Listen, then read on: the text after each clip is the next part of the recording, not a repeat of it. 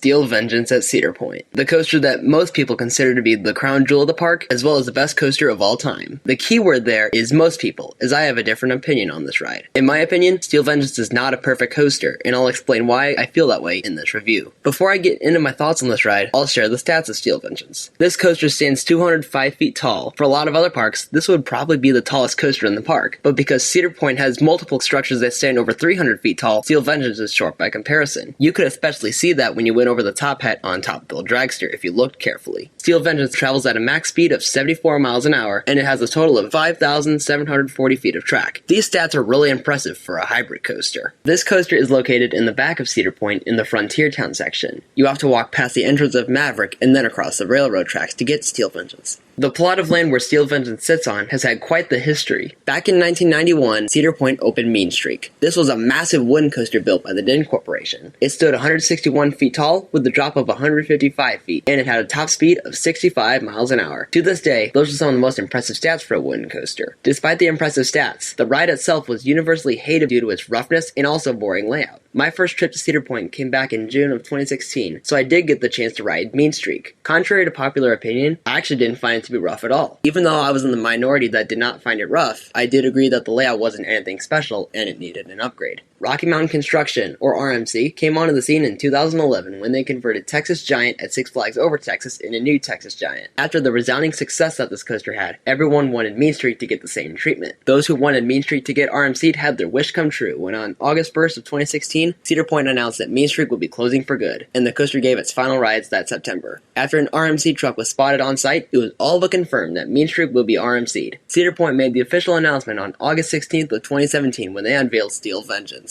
At the time of its opening, this coaster would hold several records. Some of the notable ones were the world's tallest hybrid coaster with a height of 205 feet, the world's longest hybrid coaster with a track length of 5,740 feet, which actually was a longer track length than its predecessor, and it would have a top speed of 74 miles an hour. However, the record that really stood out here was that Steel Vengeance would have the most airtime of any coaster in the world with over 27 seconds. Originally, that record was held by the Voyage at Holiday World, which had over 24 seconds of airtime. After Steel Vengeance was officially announced, people immediately began to think that this could be the best coaster of all time. On May 5th of 2018, Steel Vengeance made its grand debut. As you can expect, it was getting rave reviews. Let's talk about your experience in this coaster's queue line, which I think we can all agree is a mess. When I was at Cedar Point in July of 2021, there were 2 sets of lockers for you to put your stuff in. There are smaller lockers inside the queue line that were for cell phones and other smaller items, and there were some larger lockers outside the queue for bags and other larger items that would not fit into the small ones. The lockers inside the queue are free, but the same cannot be said for the lockers outside the queue. If you have a bag, Steel Vengeance basically turned into an upcharge attraction. Once you have put all your stuff into a locker or 2, you'll eventually make it to the station where you'll be assigned a row. I rode Steel Vengeance 5 times with 1 in the front, 2 in the middle, and 2 in the back. I usually try to avoid riding in a middle seat. That was very difficult to do with Steel Vengeance. When I was there was a very strict assigned seating policy with this ride, and I found it very difficult to get a back row ride because my request to sit there got denied twice in a row. My first ride came in the front row, and I did not get denied there. The next 2 rides were the rides I got stuck in the middle of the train after getting denied the back row. I asked if I can wait an extra train for the back, and the grouper said no. My final 2 rides did come in the back row, though. This strict assigned seating policy is something to be aware of if riding in the front row or back row on Steel Vengeance is a priority for you. Once you get in line for the row that you were either assigned or you somehow had your row request granted, you board one of 3 different trains. These trains are the 2nd generation RMC trains. The same style of train can also be found on rides like Twisted Timbers or Iron Gwazi, so if you've ridden either of those but not Steel Vengeance, they feel very similar. I know that most people tend to hate these RMC trains because of how heavy the lap bars are. While I do admit they are quite heavy, I don't despise them. Now let's go through your ride experience. After you depart the station, you pass the transfer track before making a right turn that leads into a few bunny hills. These hills didn't offer any airtime from my experience, but it's still a fun way to start the ride. I will say that I do prefer the pre-lift section on Twisted Colossus over this one, mainly because it's a bit longer and some of the hills are banked. Following the pre-lift section, you start heading up what is probably the loudest lift hill of all time. The sound of the chain dog hitting the anti-rollback really hurts your ears. Now that I think about it, I think Cedar Point might have the best collection of extremely loud lift hills. Besides Steel Vengeance, you also have rides like Raptor, Valraven, and Magnum XL200 that all have extremely loud lift hills, and you can even throw Gemini in there too. However, Steel Vengeance's lift hill is by far the loudest out of any of them. While you hear the obnoxious racket that is this lift hill, the train climbs 205 feet into the air. To the right, you get a breathtaking view of Cedar Point, and then you get a great view of Lake Erie to your left. Once at the top, the train drops 200 feet at a 90-degree angle. Because of all the other elements on this ride, the first drop often gets overlooked. However, I thought this was by far the best part of the ride when you're in the back of the train. I was out of my seat the whole way down, and since the back of the train crushed the drop at a faster speed due to the drag of the rest of the train, it caught me off guard both times I rode back there. The first drop is the main reason why I personally prefer the back row over the front row on Steel Vengeance. Once at the bottom of this drop, the train flies over a speed hill. I didn't find too much airtime on this element, but that's probably because you take it too fast to really be lifted out of your seat. After the speed hill, the train flies in at the top hat. I thought this element was solid, but it wasn't necessarily anything to shout at. I think if I remember correctly, I slightly prefer this element in the front. After that, you hit the giant outer bank. This is what many people consider to be the best element on the ride. I got off thinking it was one of the most disappointing coaster elements I've ever experienced. I had heard several other enthusiasts rave about this element before my trip to Cedar Point in 2021, and they were saying it delivered several seconds of sustained ejector airtime. Given the massive amount of hype, I was expecting this element to be the best part of the ride. This element was a dud for me no matter where I rode. I don't recall getting much airtime, if any, on this one. I don't know what the deal was here, but this element fell flat for me. After that outer banked hill, Steel Vengeance hits a double up that leads into the first of 4 inversions, which is a 0G roll. In my opinion, this inversion was easily the best part of the ride when riding up front. I was speechless by how good it was up there. It was still good in the back row as well, but it was miles better in the front. It's up there for one of the best inversions I experienced, alongside others like Max Force's Heartline Roll or the inline twist on Thunderbird. The train navigates a few overbank turns around the lift hill before entering the second inversion. This is a 0G stall that goes to the ride's lift hill structure. Unlike a lot of other 0G stalls, this one flips you upside down for a split second before snapping out of it. The general consensus with this inversion is that it's the best of the 4 on the ride, but I personally prefer the first 0G roll over it. I'd also say it's one of the weaker 0G stalls I've experienced. I prefer the stalls that have the train hanging upside down for a longer period of time, because the hang time would be better. This is why my favorite 0G stall is the one that is found on Goliath at Six Flags Great America. Steel Vengeance's stall was a lot snappier than I expected. When I rode in the back row, the snapping out of it slammed my elbow into the side of the train since it took that element faster than I thought it would. That wasn't the most pleasant experience, but I still enjoyed the stall. After that, the ride hits a double down, which I found great in both the front row and the back row. A double up follows the double down, and I thought that was especially good in the front. After the double up, the ride turns into what is easily the most disappointing part of the ride for me, the mid-course brake run. This brake run used to not slow the train down, but not too long after the trains collided on opening day, which we all know about, it does slow the train down now. Despite that, I've heard people say that Steel Vengeance rarely trims on the mid-course these days, and the second half is way faster with amazing airtime. I was not able to experience that, as I did not get a trimless ride on any of my 5 rides. In fact, it was the opposite. The mid-course brake run for me trimmed the train so much that it felt extremely sluggish in the second half. It made the airtime moments in the second half significantly weaker than they would be otherwise. The train then drops off the mid-course brake run. From my experience, this element didn't give any airtime because the mid-course killed the ride's pacing, and this also affected the subsequent double up that follows. Following the double up and then the drop right after it, the ride goes over another hill and then drops into the ride structure. This element did provide a nice head chopper with the support structure, especially in the back of the train since you take it with more speed. The train then navigates another overbank before hitting the third inversion, which is a second 0G roll. This element is especially disorienting at night because it's hidden inside the support structure, and with the light package that Steel Vengeance has, it's hard to see this inversion coming. The ride exits that inversion and goes over 2 more bunny hills. I didn't find too much airtime on either of them. The ride then re-enters the support structure and goes through a wave turn. Steel Vengeance has the 4th and final inversion, which is another 0G roll. This is the weakest inversion of the ride in my opinion, as it didn't feel like it didn't do much besides flip the coaster upside down. After rounding 1 more overbank, the ride then hits the finale of 6 consecutive bunny hills. I thought that these hills provided the strongest airtime in the second half. Despite most of the ride leaving 1 and more, it did end strong with these 6 hills. Steel Vengeance then hits the final brakes, which concludes the ride. While most people get off Steel Vengeance thinking it was one of the best coasters out there, if not the best, I got off thinking that it was good, but not as good as advertised. I feel like I can't rank it as high as I'd like to if most of the elements didn't deliver. The first half saved this coaster for me. Well, except for the giant outer bank, which I thought was a dud. On top of that, I usually find that most coasters that strictly focus on airtime aren't my favorite type of ride. I'm one who typically prefers launches, intensity, and speed over airtime. Because of that, I have Steel Vengeance at number 4 at Cedar Point, with Top Thrill Dragster, Maverick, and Millennium Force ranked over it. However, if airtime is your favorite thing on coasters, which I know for a lot of you that is the case, I can see why you'd have Steel Vengeance as your number 1 coaster, assuming you don't get trimmed extremely hard like I did. That's not saying I don't enjoy coasters that strictly focus on airtime, because I have ridden coasters like Twisted Timbers and Mako that are also airtime focused, and both of those rank very high for me. Also, my number 1 coaster is the Voyage, and that's also mostly focused on airtime. Question is, what would I give Steel Vengeance for a final score? I'm going to give it a 9 out of 10. Most people will give it a perfect 10. I think I probably would too if I managed to get a few trimless rides, because it almost felt like half a ride due to the mid-course ruining the second in half, and therefore killing a lot of the elements, I just can't justify giving it a perfect 10 for now. Along with my personal preferences and the ride itself being overhyped, I feel like the whole locker policy and very strict assigned seating also made the whole experience weaker than it would have been otherwise. Those are just my thoughts on Steel Vengeance. Out of all the coasters I've ridden, which as I'm recording this is 235, I have Steel Vengeance ranked at number 21. I know that a lot of people watching this will disagree with just about everything I've said in this video, but I know that there are also some people out there who share the same position as me. Millennium Force is one that's become polarizing these days, with people loving it and people hating it, and I feel like Steel Vengeance is another version of that. So this coaster definitely has its fans and its detractors, and I'm somewhere in the middle of this. What do you think of this ride? Feel free to comment your thoughts on Steel Vengeance down below, and if you're new to my channel, be sure to like the video even if you disagree with my opinion on this ride. If you're not subscribed yet and you like what you saw, make sure you hit the subscribe button and hit the bell to turn on all notifications so you don't miss any new videos. I also have an Instagram account for the pictures I take whenever I visit a park, so be sure to check me out there too. Thank you guys again for watching, and I'll see you later.